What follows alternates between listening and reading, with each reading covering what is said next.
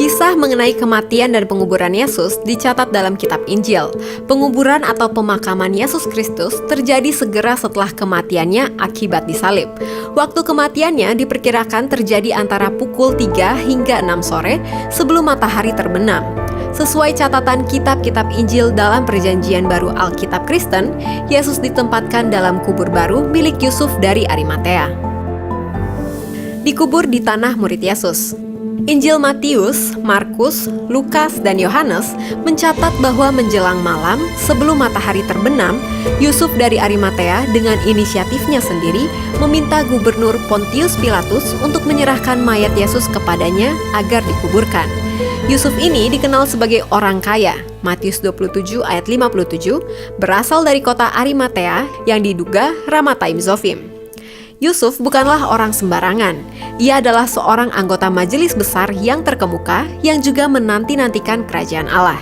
Markus 15 ayat 43. Yusuf juga seorang yang baik dan benar yang tidak setuju dengan putusan dan tindakan majelis untuk menghukum mati Yesus. Lukas 23 ayat 50-51. Yusuf sebenarnya sudah menjadi murid Yesus, tetapi sembunyi-sembunyi karena takut kepada orang-orang Yahudi. Yohanes 19 ayat 38. Setelah mendapat izin dari Pilatus, Yusuf dari Arimatea kemudian menurunkan mayat Yesus dari kayu salib. Markus 15 ayat 46. Nikodemus yang pernah mendatangi Yesus pada malam hari, Yohanes 3 ayat 1, juga datang bersama Yusuf. Nikodemus membawa campuran minyak mur dengan minyak gaharu. Yusuf dan Nikodemus mengapani mayat Yesus dengan kain lenan dan membubuhinya dengan rempah-rempah menurut adat orang Yahudi dalam menguburkan mayat. Yohanes 19 ayat 40. Dekat tempat di mana Yesus disalibkan ada suatu taman dan dalam taman itu ada suatu kubur baru yang di dalamnya belum pernah dimakamkan seseorang. Injil Matius 27 ayat 60 mencatat bahwa kubur itu milik Yusuf dari Arimatea yang digalinya di dalam bukit batu.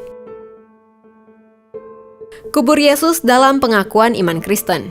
Rasul Paulus mengikut sertakan penguburan dalam tulisan imannya yang ditulisnya dalam surat Korintus.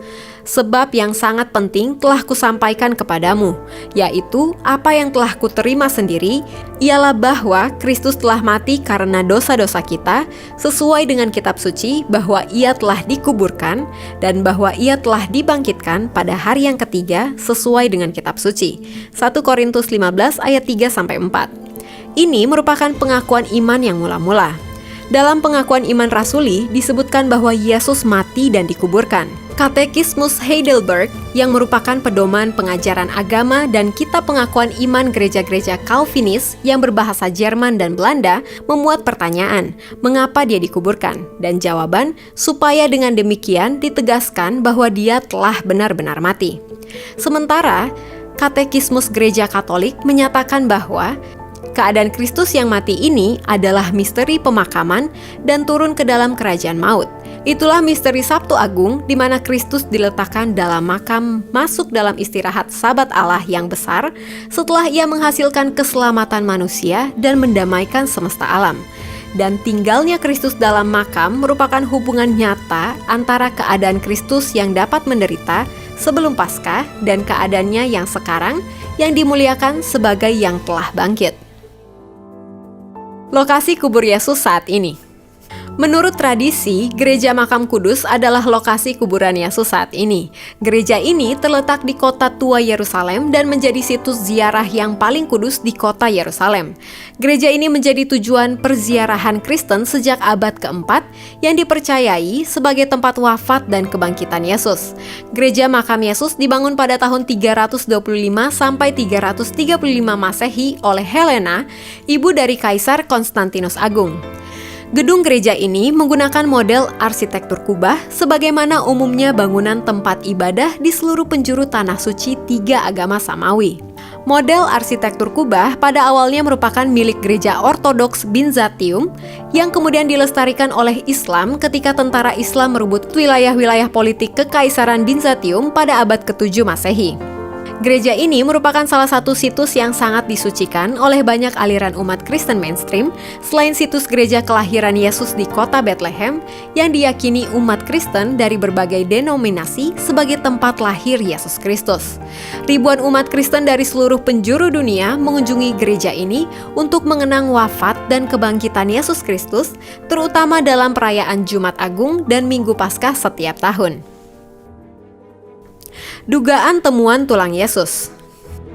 Tahun 1980, Dr. James Tabor, seorang ahli arkeologi dari Universitas Carolina Utara, Amerika Serikat, telah mengklaim hasil temuan terbarunya tentang keberadaan makam Yesus yang asli dalam sebuah peti mati kuno berisi tulang belulang manusia. Ia juga menyatakan Yesus dikuburkan bersama Maria Magdalena. Penemuan makam Yesus dijadikan alasan untuk menolak percaya kepada Yesus, menolak kebangkitannya, kealahannya, dan lain sebagainya. Karena ada orang yang memang berusaha untuk mematahkan iman kepercayaan kepada Yesus. Jalan pikirannya sederhana, jika bisa menemukan makam Yesus dan di sana ditemukan tulang-tulang, maka Yesus tidak bangkit, dia bukan Allah, dan seterusnya. Tak jarang argumen menentang iman ini disertai dengan kutipan dari Injil supaya lebih meyakinkan. Hasil riset penelitian Dr. James Tabor tentu saja menimbulkan kontroversi bagi para kaum rohaniawan Kristen, bahkan arkeolog lainnya yang menganggap kalau temuan mereka adalah kebohongan belaka. Lebih dari 2000 tahun umat Kristen merayakan Paskah sebagai peringatan Yesus yang telah bangkit. Umat Kristen percaya bahwa sudah tidak ada lagi sisa-sisa jasad Yesus, sebab Yesus sudah bangkit dengan raganya dan sudah naik ke surga juga dengan keseluruhan raganya. Harus diakui, Injil memuat riwayat dan karya hidup Yesus.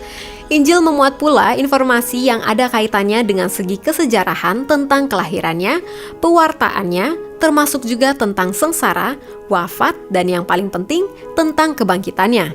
Berkaitan dengan kesejarahan Injil, sikap gereja menyebutkan kesejarahan memang penting sekali.